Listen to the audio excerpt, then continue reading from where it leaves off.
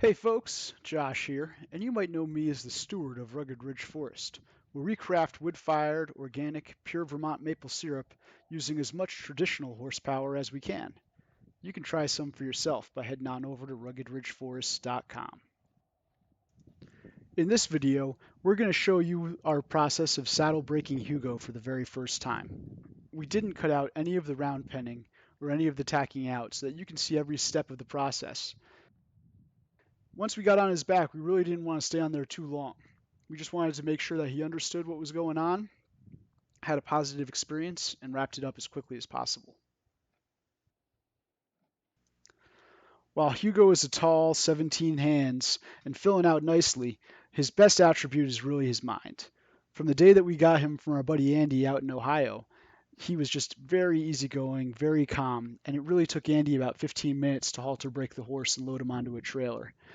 You can see a lot more of us picking up Hugo from Andy's farm and a little bit about our process of selecting Hugo from our video Buying a Horse from the Amish.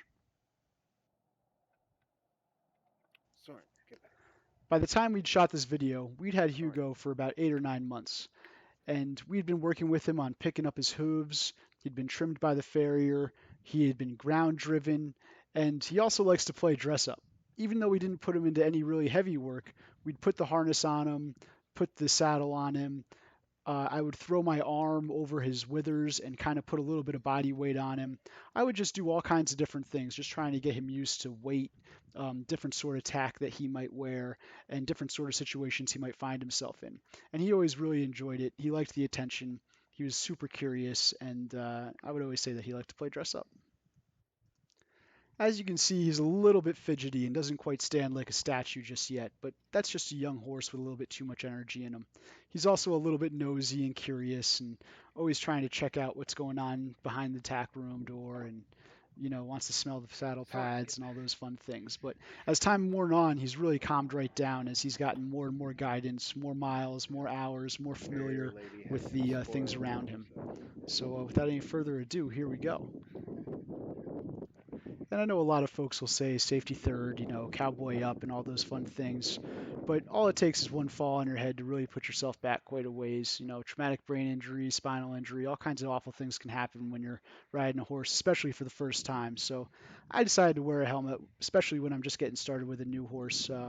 And I like to throw one on too if I'm going to be galloping or cantering or anything like that. But that's just me. Y'all can do as you will, but you'll notice I'm wearing the headgear.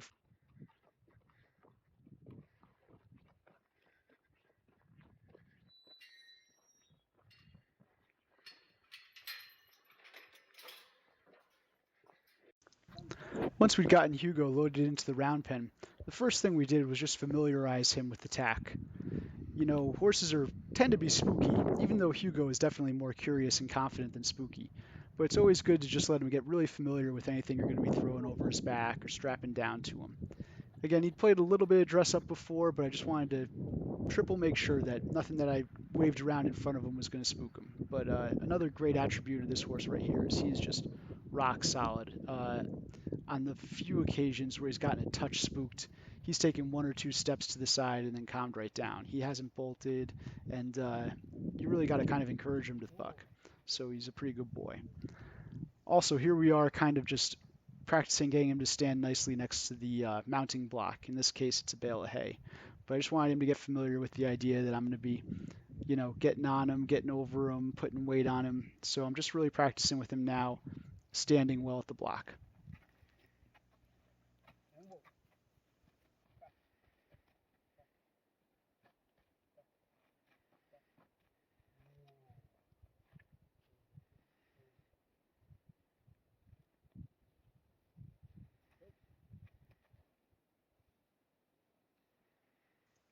Here I am really putting some weight on him, just trying to familiarize him with what's to come.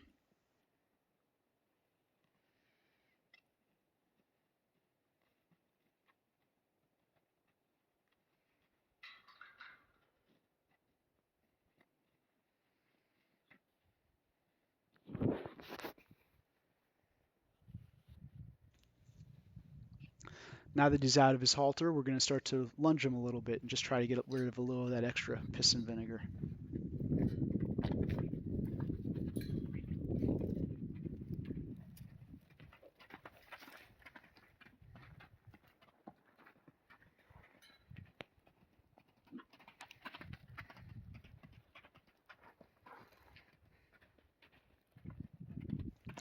Hugo really hasn't cantered naturally on his own all of that much, especially in a round pen. So he's a little bit awkward on his leads. I think you might have noticed that he was cross cantering for a while there, and maybe he is right now as we speak too. But he's kind of figuring out his own rhythm and coming into it. But he's got a lot of work to do before he's going to be one of those fancy dressage horses.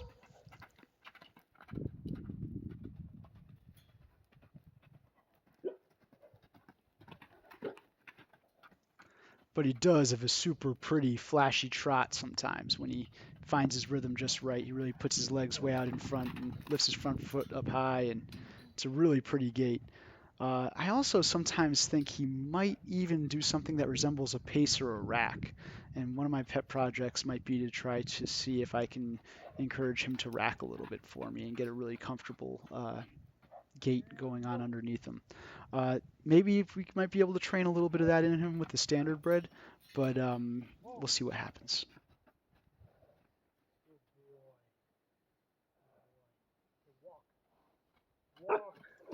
Here I'm just trying to make sure that he's under control and understands all of the gaits and only does them on my command. I wanted him to walk, and so I was trying to put my eyes and my body kind of in front of him to kind of pressure him to slow down, but he had a little bit too much zest. And so sometimes when you're round penning or really doing anything with a horse, uh, if you can't force them to do what you say, maybe you should say what they are doing. And obviously that's a last resort, but early on when the horse doesn't necessarily have all the associations, uh, if the horse trots, maybe you could give him the command to trot if it's a safe thing to do. And then the horse is trotting for you. And then when you ask them to walk, maybe they'll be more apt to walk.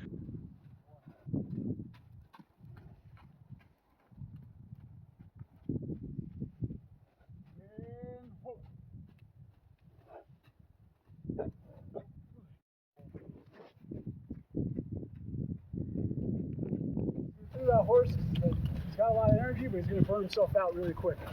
I don't have the endurance of a mule, so we'll get him going a couple more times. He's tired now. He wants to stop. Good boy. And that's the goal, is if he's nice and tired, and hopefully it'll be easier to Good boy. And whoa. Hugo is pretty good at the whoa. His nickname around the farm is Lazy Boy, and that's because he's really rarely doing any more than he absolutely has to, which for me, being a green horse trainer, is a little bit better than having a horse that's too hot or too heavy. So he's really good at slowing down and stopping for you, and he's a little bit of a kick to go sometimes, but I'll take it for such a young horse.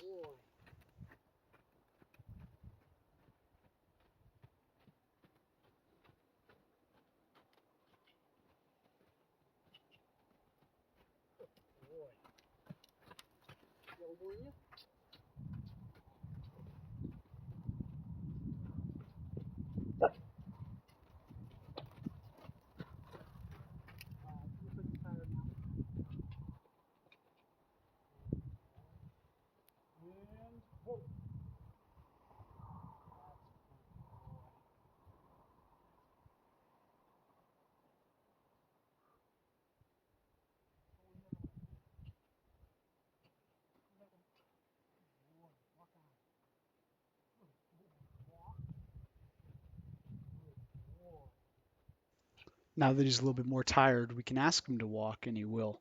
And that's a good sign because for our first day under saddle, you really want to keep it to the walk.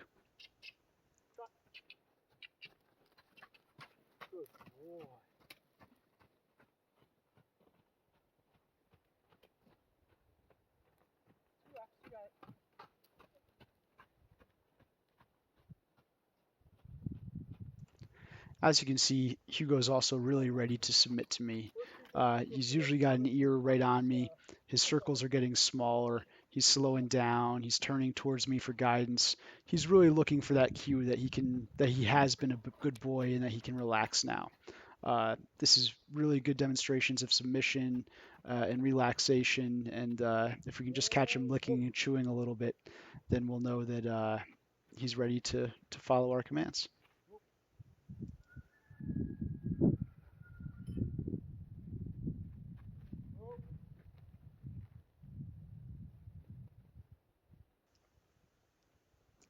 There's that lick in the chew. He's really ready to join up and completely submit to what I'm going to try to ask of him. What a good horse.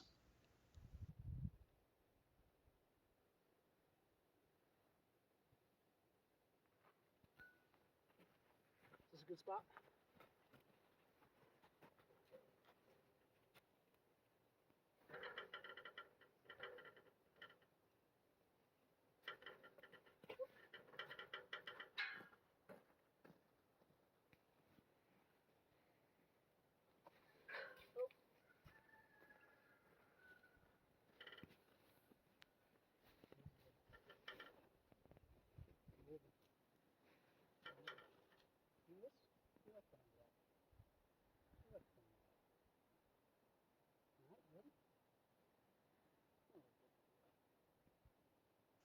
We're definitely being redundant, but we're introducing him again to every component of his tack, letting him get a good sniff of it, so that way when we go to throw it over him, he's not getting shocked or surprised or spooked.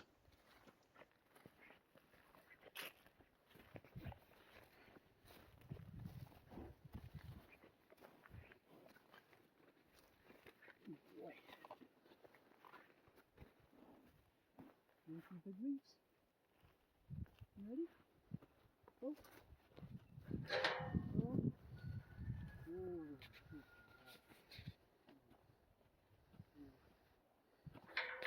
Good boy.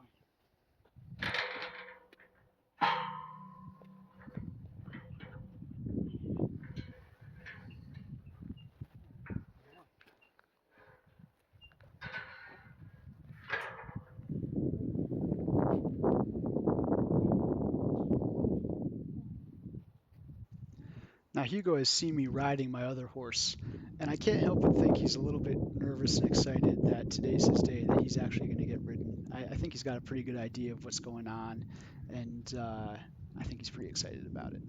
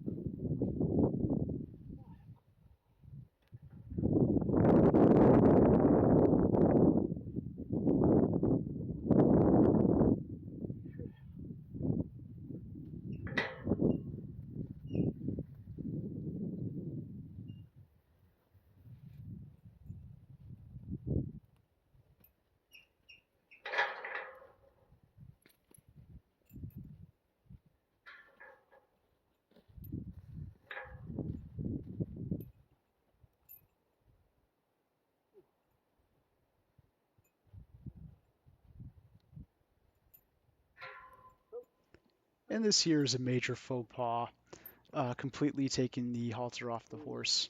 Now, he is a quiet horse, and I like to kind of show off how much I can get away with around him, but of course, as soon as the film is rolling and I took the halter off, he's being a little bit of a knucklehead. But we kind of have this relationship where, he respects that I'm the leader, and he might get a little fidgety or a little bit playful, but uh, he's not too hard to handle. However, had he been outside of a round pen that was fully enclosed, this would definitely not be recommended. And it's also not good for training consistency. If the horse is supposed to stand still to be bridled, then this isn't really a good way to train the horse to stand still to be bridled. So this was a mistake on my part that, I just want to let you all know that I recognize. Hey, easy.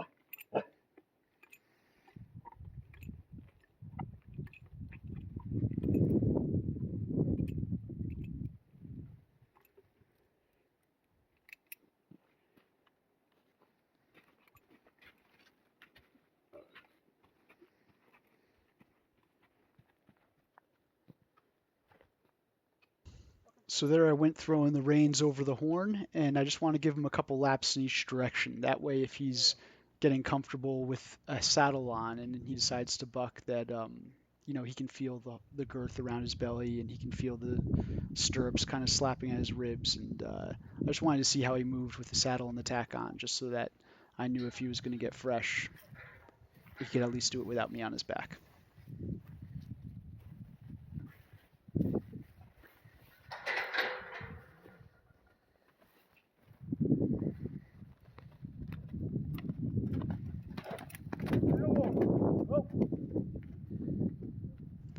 And the main purpose of stopping him here was just to make sure that he didn't step on his reins. But it was good that he got out a little bit of a buck, was addressing what was going on his back, and then it was also good that he woed so nicely when I asked him to.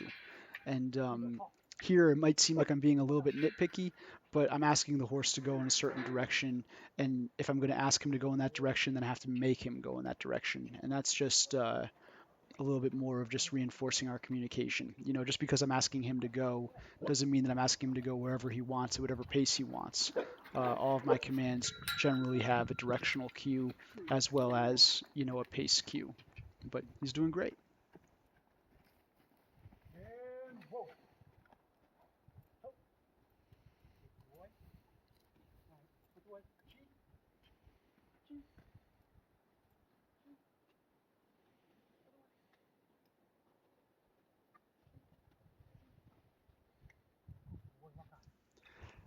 And Lazy Boy over here is probably downright exhausted. But to be honest, I'd rather he was that way than had too much steam under him to get too excited. So, we're really kind of pushing him past his point of exhaustion, which isn't that much for a young horse. But again, I'd much rather he were tired than had too much zest.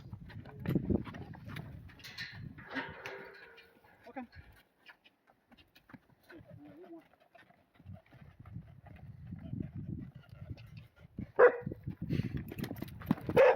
Hey. Another nice attribute is that Hugo isn't very much of a bronco. His bucks are kind of tame and not too crazy, so much rather have that than somebody who can throw the rear end 6 feet in the air. And whoa.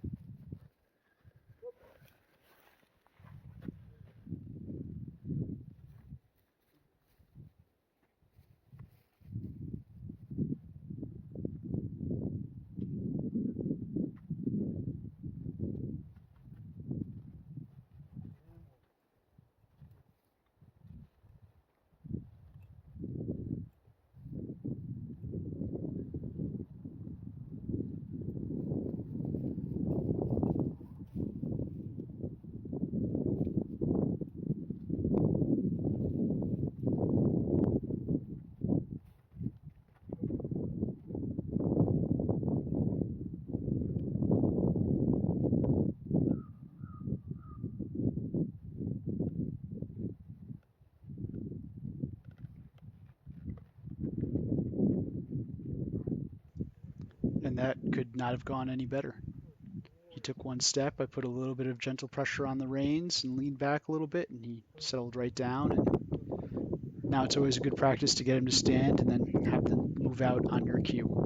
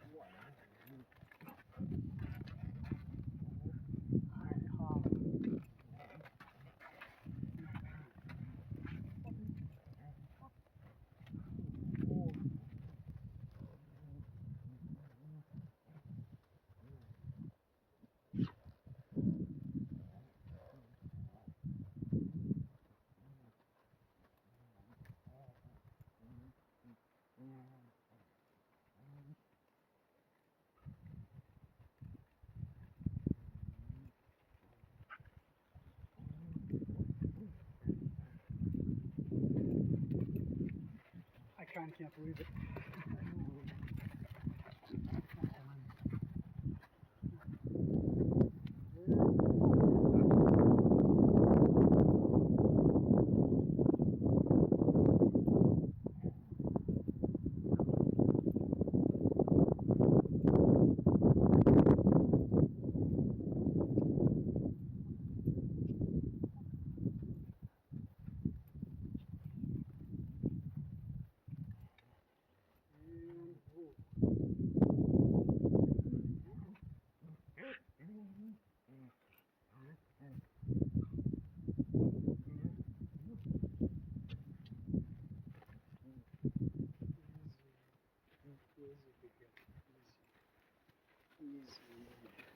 I'd call that a win.